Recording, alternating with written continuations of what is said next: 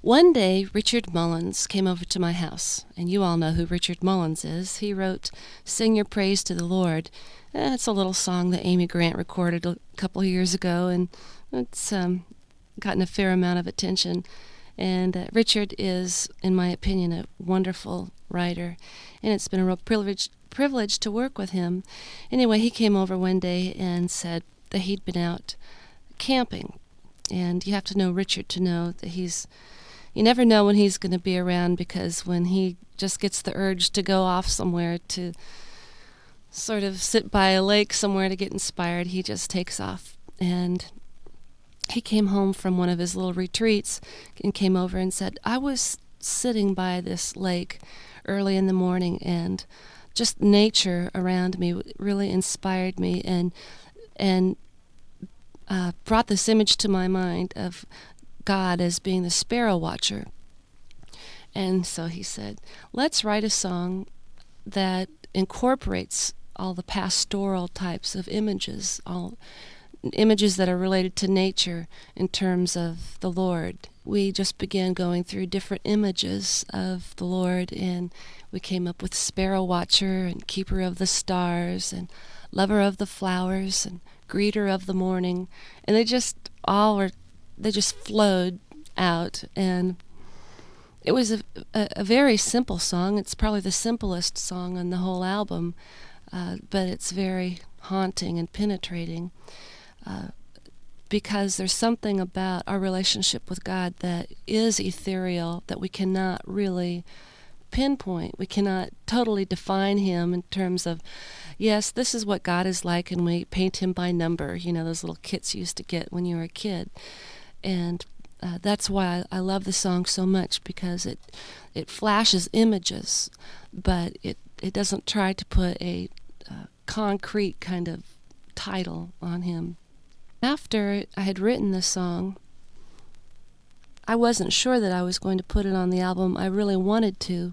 But when I did decide to, I just thought it would really be wonderful to have Amy and Kathy sing on it as well.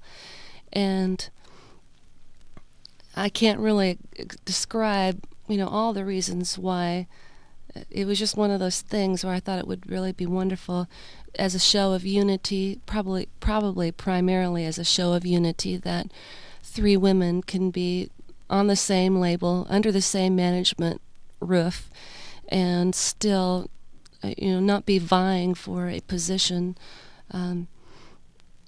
Of course, Amy doesn't have to vie for a position, but it was really gracious for she and Kathy to sing it with me.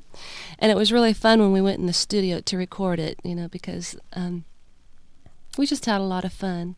And the engineer had a lot of fun too, because our voices are so different just in their timbre and their texture, in trying to get our voices to come to a place where that they had some degree of, matching.